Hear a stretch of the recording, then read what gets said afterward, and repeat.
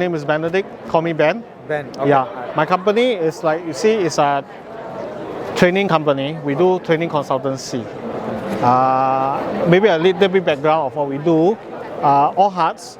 We started off as a team building, team bonding, leadership program company. So we do for corporate all this. I think you know what is team bonding, team building, and leadership. So through this experiential learning and peer learning and modules, we gain that experience. So in 2018-19, we start to venture into these government courses, which is in Singapore we call it the WSQ courses, Work Skill Qualification courses, that the government roll out that time to upskill workers, to upskill staff, or retrain those retrenched or staff that's unemployed. So we put our expertise on what we gain, we put into WSQ courses. Like I think in your life of working or what, even in the world, they have a lot of this. Just for example, service excellence courses, right? Yes. There's so many of them in the world, or even in Singapore locally. There's so many companies running that course. But we find out that a lot of these courses are run in the classroom, yes, but a lot of lectured kind of courses, a lot of text and talk down kind of one way. So we injected what our experience is. To be more engaging, we put in our elements of experiential training and peer learning into these courses that we have. Currently we have 3 WSQ courses there, all promoting a lot of soft skill for the corporate side. Okay. So all these things inside there is much more engaging. Retention of the knowledge is better by having experience rather than just textbook teaching, experience teaching, peer learning. But then on the way of doing this, we also found some fundamental problem there. I think you might have experienced this. You send your staff or you yourself go for a course. Right. You went for a course, right? Right. You are after the course, you come back very hype up. Right. Very good. Very positive. I will work. But how long it does? That's all. In the same day. Few weeks. Not even few days. Okay. Some maybe I give best 1 month. Best is 1 after that they go back. Right. So it makes me think, something is wrong. The course doesn't solve everything. Right. That is where we start to engage company. All right. I have the first client that I engage when they come for take courses. I say no, we don't take courses like this. So I start to implement ways to find out actually what is the gap inside the company. Right. Not what they think their gap is. Right. You see, the problem is a lot of them, my staff they are not communicating very well. Send them for communication course. Their service no good. I send. But what is the fundamental problem? It is not the way. Yes. So in that way, we developed this consultancy, which I think is a better way to engage the client to have a better result out of sending your staff for course. That means year better result. How? Consultancy does work, right? Right. You have to first have a need analysis with the management, the staff, all this. We have a series of ways to do need analysis, to interview, to survey. The main thing is to find out the gap, present the gap to the management, then we customize the course to that specific gap, and that's not all. After that, we will do a follow-up. After the course, we give a post-course analysis report to present to the management and say, okay, during the course, or even during the course, we found out this thing, and okay, after that, we'll do an observation for a period of time to see how they are, find out further what things we need to address. So that's why long-term engagement with the company yields better result, because culture set in many years. So you cannot take a 1-day course, 2-day course, 3-day course to change the culture. You need a certain amount of time to knock them into a correct mindset. Yeah. So this is how we came up. Now this hybrid work culture. What do you think what kinds of challenges that you are going to face? Okay. Or probably the experimental learning, how that is going to transform further. Correct. It's not an excuse, but we adopt hybrid learning for one of the courses, but to those soft skills courses that engage the staff itself directly, we really encourage rather a face-to-face course. You know that during the COVID time, we do a lot of Zoom meetings, but do you feel that the engagement level there is not that great if it comes to courses or classroom? It's not. Yeah, because why? Because when we learn things and we retain things, we are not just learning from what we hear or what we see on the screen. We need a human interaction. Same thing, even when we work in an organization, what will make you more passionate to come to work or this, you spend about, let's say, almost two-thirds of your time is actually working, right? More than the time that you see your family actually, right? So your other family is your workplace, and that human interaction is what is lacking now in our society, and that is the part that we need to really address. The human interaction between it's not the numbers, or no, it's the human interaction. And there is trust. That's what we actually fundamentally, my own goal is to help the company here in Singapore start off to build a trusting team. Trusting team. Because that is the only one is basically a game changing for the future.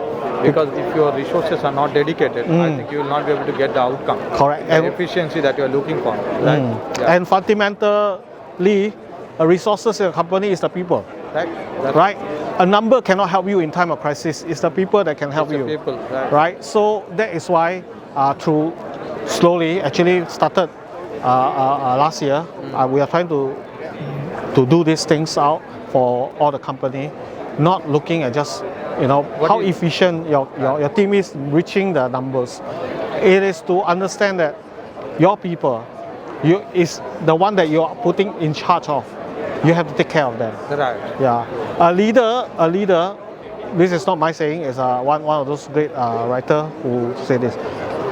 A real leader, is not about being in charge.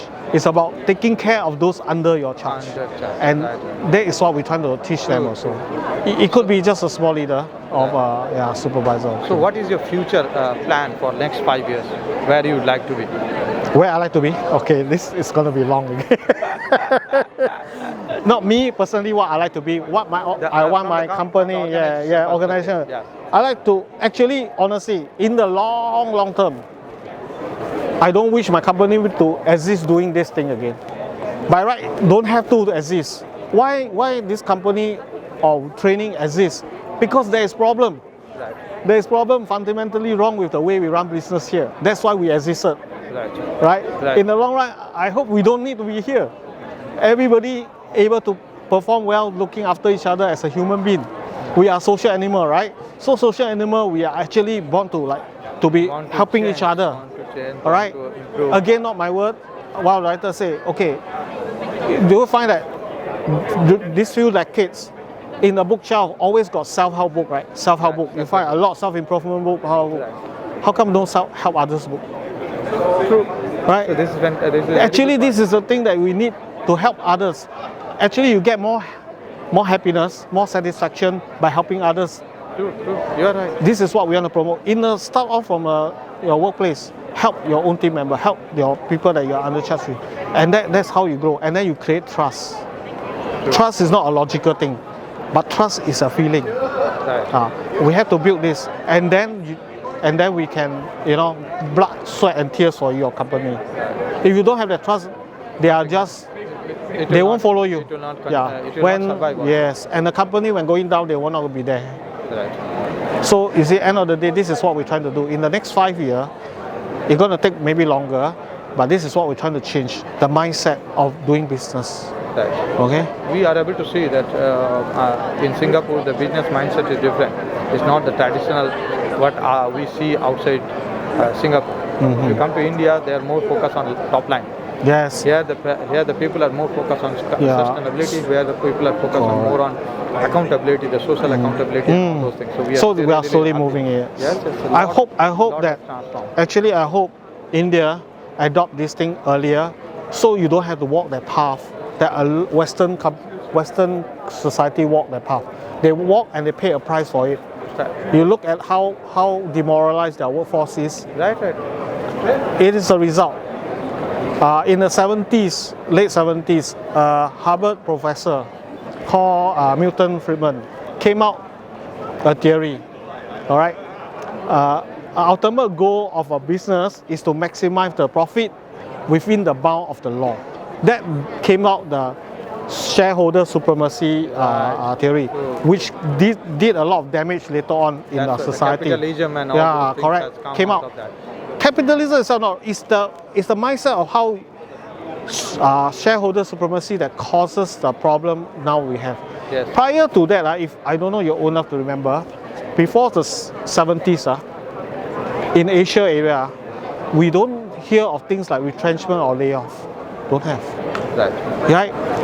I mean, there's bad boss, there's good boss, doesn't matter. But a business last time, traditionally, Asia, people follow them all the way until they are still there. And even sometimes the children come and join the company and the old people hand over to the son and it goes long way.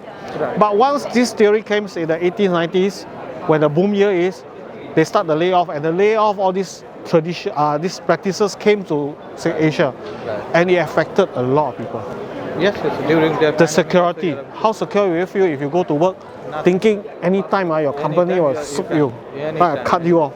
Anytime. Why you want to sacrifice your company? Right? So numbers, they place importance to the people growth and the people's survival. That is a very wrong mentality. That's why we want to change. I hope India start changing faster because you all have a lot of very intelligent population wise, there's a lot. But the thing is, I know it's deep rooted.